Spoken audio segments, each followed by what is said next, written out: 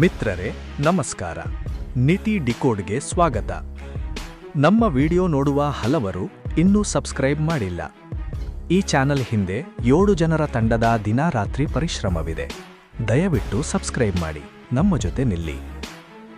ಕರ್ನಾಟಕದ ಅಂಡರ್ವರ್ಲ್ಡ್ ಇತಿಹಾಸದಲ್ಲಿ ಕೆಲವು ಹೆಸರುಗಳು ಸದಾ ಚರ್ಚೆಯಲ್ಲೇ ಇರುತ್ತವೆ. ಅಂತಹ ಹೆಸರುಗಳಲ್ಲಿ ಒಂದು ಅತ್ಯಂತ ಕುತೂಹಲಕರ ಹೆಸರು ಮುತ್ತಪ್ಪ ರೈ. ಆದರೆ ಇಲ್ಲಿ ಇನ್ನೊಂದು ಆಸಕ್ತಿದಾಯಕ ಸಂಗತಿ ಏನೆಂದರೆ, ಮುತ್ತಪ್ಪ ರೈ ಬಗ್ಗೆ ಅತ್ಯಂತ ವಿಭಿನ್ನವಾಗಿ ಮಾತನಾಡಿದ ವ್ಯಕ್ತಿ ಪತ್ರಕರ್ತ ರವಿ ಬೆಳಗೆರೆ. ಸಾಮಾನ್ಯವಾಗಿ ಜನರು ಅವರನ್ನ ಅಂಡರ್ವರ್ಲ್ಡ್ ಡಾನ್ ಎಂದು ನೋಡಿದರೆ, ರವಿ ಬೆಳಗೆರೆ ಮಾತ್ರ ಅವರನ್ನ ದುಷ್ಟ ವ್ಯಕ್ತಿ ಎಂದು ನೋಡಿಲ್ಲ. ಬದಲಾಗಿ ಅವರು ಒಂದು ಬಾರಿ ಹೇಳಿದ ಮಾತು ತುಂಬ ಪ್ರಸಿದ್ಧ. ಮುತ್ತಪ್ಪ ರೈ ದುಷ್ಟನಲ್ಲ, ಅವನು ಕೇವಲ ಜೀವನದ ಜೊತೆ ತುಂಟ ಆಟವಾಡಿದವನು. ಈ ಮಾತಿನ ಹಿಂದೆ ಒಂದು ದೊಡ್ಡ ಕಥೆ ಇದೆ. ರವಿ ಬೆಳಗೆರೆ ಮತ್ತು ಮುತ್ತಪ್ಪ ರೈ ನಡುವಿನ ಗೆಳೆತನ ಆರಂಭವಾದದ್ದು ಕೂಡ ಒಂದು ವಿಚಿತ್ರ ಘಟನೆಯಿಂದ.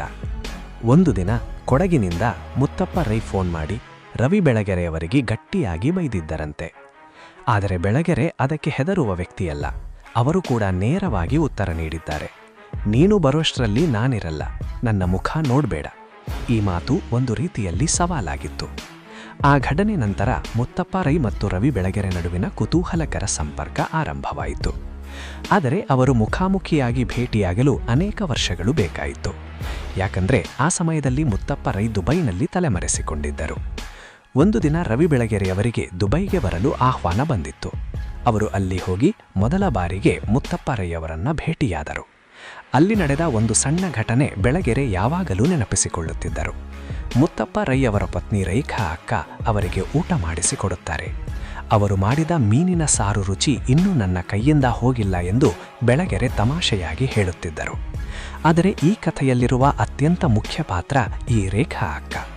ರವಿ ಬೆಳಗೆರೆಯವರ ಪ್ರಕಾರ ಮುತ್ತಪ್ಪ ರೈ ಎಂಬ ವ್ಯಕ್ತಿಯನ್ನ ನಿಜವಾಗಿ ನಿಯಂತ್ರಿಸಿದವರು ಅವರೇ. ಅವರು ಅಂಡರ್ವರ್ಲ್ಡ್ ಜೀವನದಿಂದ ಹೊರಬಂದು ಸಾಮಾನ್ಯ ಬದುಕಿಗೆ ಬರಲು ಪ್ರೇರೇಪಿಸಿದವರು ಕೂಡ ರೇಖಾ ಅಕ್ಕ. ದುಬೈ ಭೇಟಿಯ ನಂತರ ರವಿ ಬೆಳಗೆರೆ ಇನ್ನೊಂದು ವಿಚಿತ್ರ ಪ್ರಯಾಣ ಮಾಡಿದರು. ದುಬೈನಿಂದ ಆಫ್ರಿಕಾದ ದಾರೆಸಲಾಂ ಏರ್ಪೋರ್ಟ್ಗೆ ಹಾರಿದರು.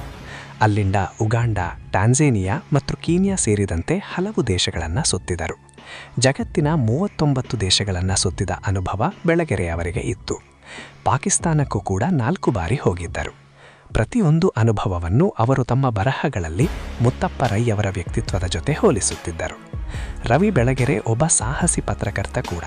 1999ರ ಕಾರ್ಗಿಲ್ ಯುದ್ಧದ ಸಮಯದಲ್ಲಿ ಯುದ್ಧ ಭೂಮಿಗೆ ಹೋಗಿ ವರದಿ ಮಾಡಿದ ಅಪರೂಪದ ಕನ್ನಡಿಗ ಪತ್ರಕರ್ತರಲ್ಲಿ ಒಬ್ಬರು.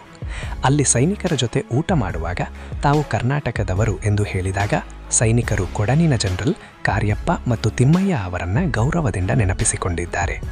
ಈ ಕೊಡಗಿನ ಮಣ್ಣಿನ ಗುಣವೇ ಮುತ್ತಪ್ಪ ರೈ ಅವರಲ್ಲೂ ಇದೆ ಎಂದು ಬೆಳಗೆರೆ ಹೇಳುತ್ತಿದ್ದರು. ಮುತ್ತಪ್ಪ ರೈ ಅವರ ಜೀವನ ಒಂದು ದೊಡ್ಡ ಬದಲಾವಣೆಯ ಕಥೆ. ಒಮ್ಮೆ ಅಂಡರ್ವರ್ಲ್ಡ್ ಜೀವನದಲ್ಲಿ ಮುಳುಗಿದ್ದ ವ್ಯಕ್ತಿ ನಂತರ ಅದೇ ವ್ಯಕ್ತಿ ಒಬ್ಬ ಉದ್ಯಮಿ ಮತ್ತು ಜಯ ಕರ್ನಾಟಕ ಸಂಘಟನೆಯ ಸ್ಥಾಪಕ ಆಗಿ ಹೊಸ ಬದುಕು ಆರಂಭಿಸಿದರು. ಕುಡಿತ, ಸಿಗರೇಟ್ ಮತ್ತು ಅಂಡರ್ವರ್ಲ್ಡ್ ಜೀವನವನ್ನ ಬಿಟ್ಟು ತಮ್ಮ ಜೀವನವನ್ನ ಸಂಪೂರ್ಣವಾಗಿ ಬದಲಿಸಿಕೊಂಡರು. ಇದು ಒಬ್ಬ ಮನುಷ್ಯ ತನ್ನನ್ನು ತಾನು ಯಾವಾಗ ಬೇಕಾದರೂ ಬದಲಾಯಿಸಿಕೊಳ್ಳಬಹುದು ಎಂಬುದಕ್ಕೆ ಒಂದು ದೊಡ್ಡ ಉದಾಹರಣೆ ಎಂದು ರವಿ ಬೆಳಗೆರೆ ಹೇಳುತ್ತಿದ್ದರು. ಈ ಬರನಡುವಿನ ಗೆಳೆತನವು ತುಂಬ ವಿಭಿನ್ನವಾಗಿತ್ತು. ಅವರು ಭೇಟಿಯಾದಾಗ ಹೆಚ್ಚು ಮಾತುಗಳೇ ಇರಲಿಲ್ಲ. ಒಬ್ಬರನ್ನೊಬ್ಬರು ತಬ್ಬಿಕೊಂಡು ಸ್ವಲ್ಪ ಸಮಯ ಮೌನವಾಗಿ ನಿಂತುಕೊಳ್ಳುತ್ತಿದ್ದರು. ಅದರಲ್ಲೇ ಆ ಗೆಳೆತನದ ಅರ್ಥ ಇತ್ತು. ಆ ಸಂಬಂಧದಲ್ಲಿ ಲಾಭ, ರಾಜಕೀಯ ಅಥವಾ ಸ್ವಾರ್ಥ ಏನೂ ಇರಲಿಲ್ಲ. ಕೇವಲ ಪರಸ್ಪರ ಗೌರವ ಮತ್ತು ಸ್ನೇಹ ಮಾತ್ರ. ಕರ್ನಾಟಕದ ಇತಿಹಾಸದಲ್ಲಿ ಮುತ್ತಪ್ಪ ರೈ ಮತ್ತು ರವಿ ಬೆಳಗೆರೆ 2 ಸಂಪೂರ್ಣ ವಿಭಿನ್ನ ವ್ಯಕ್ತಿತ್ವಗಳು. ಆದರೆ ಇವರ ಕಥೆಗಳು ಒಂದು ವಿಷಯವನ್ನು ನಮಗೆ ಕಲಿಸುತ್ತವೆ. ಜೀವನದಲ್ಲಿ ಮಾನವನಿಗೆ ಯಾವಾಗ ಬೇಕಾದರೂ ಹೊಸ ದಾರಿ ಆಯ್ಕೆ ಮಾಡುವ ಶಕ್ತಿ ಇದೆ. ಸ್ನೇಹಿತರೆ, ಮುತ್ತಪ್ಪ ರೈ ಮತ್ತು ರವಿ ಬೆಳಗೆರೆ ನಡುವಿನ ಈ ವಿಚಿತ್ರ ಗೆಳೆತನದ ಬಗ್ಗೆ ನಿಮಗೆ ಏನನ್ನಿಸುತ್ತದೆ? ಒಬ್ಬ ಅಂಡರ್ವರ್ಲ್ಡ್ ಡಾನ್ ಉದ್ಯಮಿಯಾಗಿ ಬದಲಾಗುವ ಕಥೆ ನಮಗೆ ಏನು ಪಾಠ ಕಲಿಸುತ್ತದೆ? ನಿಮ್ಮ ಅನಿಸಿಕೆಗಳನ್ನು ಕಮೆಂಟ್ನಲ್ಲಿ ತಿಳಿಸಿ. ಇಂತಹ ಕರ್ನಾಟಕದ ರೋಚಕ ವ್ಯಕ್ತಿತ್ವಗಳು ಮತ್ತು ಅವರ ಕಥೆಗಳ ವಿಶ್ಲೇಷಣೆಗಾಗಿ ನಮ್ಮ ನೀತಿ ಡಿಕೋಡ್ ಚಾನಲ್ಗೆ ತಪ್ಪದೇ ಸಬ್ಸ್ಕ್ರೈಬ್ ಮಾಡಿ. ವಿಡಿಯೋ ಇಷ್ಟವಾದರೆ ಲೈಕ್ ಮಾಡಿ ಮತ್ತು ಶೇರ್ ಮಾಡಿ. ಜೈ ಹಿಂದ್, ಜೈ ಕರ್ನಾಟಕ ಮಾತೆ.